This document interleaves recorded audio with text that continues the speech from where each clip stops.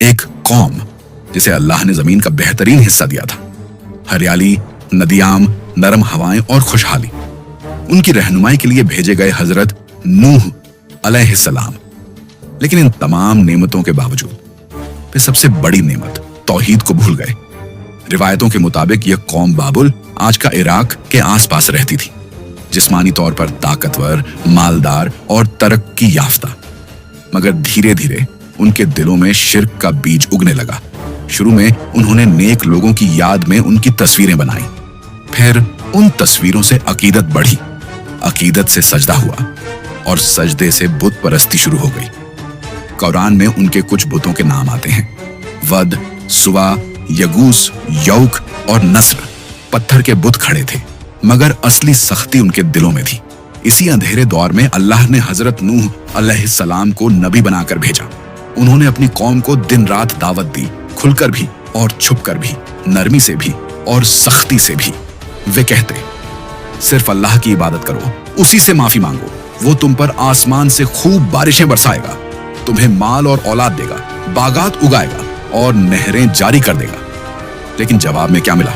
मजाक, तंज और दुश्मनी। लोग कानों में उंगलियां डाल लेते, अपने कपड़े ओढ़ लेते ताकि उनकी बात सुन ही न सके। उनके सरदार कहते, ये तो बस एक इंसान है, तुम जैसा। अगर अल्लाह को पैगाम भेजना होता तो किसी अमीर को चुनता। सोचिए, 10 साल नहीं, 50 साल नहीं, पूरे 950 साल हजरत नूह अलैहिस्सलाम एक ही पैगाम, एक ही कौम को सुनाते रहे।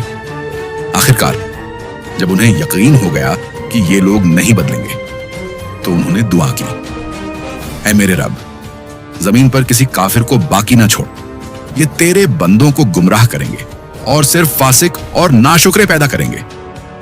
तब अल्लाह का हुक्म आया, हमारी निगरानी में एक कश्ती बनाओ और जालिमों के बारे में मुझसे बात मत करना।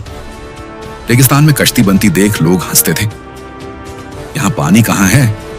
मगर हर कील, हर तख्ता उनके अंजाम की निशानी था। फिर वह निशानी आई। तंदूर से पानी उबल पड़ा, आसमान काले बादलों से भर गया, बारिश मूसलाधार बरसने लगी, जमीन से चश्मे फूट पड़े, ऊपर से पानी बरसा, नीचे से पानी उबला और दोनों मिलकर एक अजीम तूफान बन गए। हजरत नूह अलैहिस्सलाम मोमिनों और हर जानवर की जोड़ी को लेकर कश्ती में सवार हो गए। दरवाजे बंद हो गए, लोग भागते हुए आए, मगर देर हो चुकी थी। इन्हीं लहरों के बीच नूह अलैहिस्सलाम ने अपने बेटे को देखा। उन्होंने पुकारा, ऐ मेरे बेटे, हमारे साथ सवार हो जाओ और काफिरों में से मत बनो। उसने जवाब दिया, मैं किसी पहाड़ पर चढ़ जाऊंगा जो मुझे बचा लेगा। नूह अलैहिस्सलाम ने कहा, आज अल्लाह के हुक्म से कोई बचाने वाला नहीं, सिवाय उसके जिस पर वह रहम करे। इतने में एक लहर दोनों के बीच आ गई और वह डूबने वालों में हो गया। तूफान इतना भयानक था कि पहाड़ भी पानी में छुप गए। सिर्फ कश्ती लहरों पर तैरती रही। दिन गुजरते रहे, रातें गुजरती रहीं।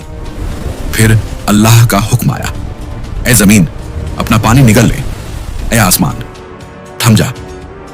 पानी उतर गया और कश्ती जूदी नाम के पहाड़ पर ठहर गई। हजरत नूह अलैहिस्सलाम सजदे में गिर पड़े। उनके साथ उनके बेटे साम, हाम और याफिस और कुछ मोमिन लोग थे। यही लोग नई इंसानी नस्ल की शुरुआत बने। इस वाकये का सबक साफ है, जब कौमें ताकत, माल और घमंड में डूब जाती है और अल्लाह को भूल जाती है, तो कोई सहारा काम नहीं आता। उस वक्त कश्ती लकड़ी की थी, आज हमारी कश्ती है तौहीद, नमाज, तौबा और कुरान। जो इसे थाम लेगा वही नजात पाएगा।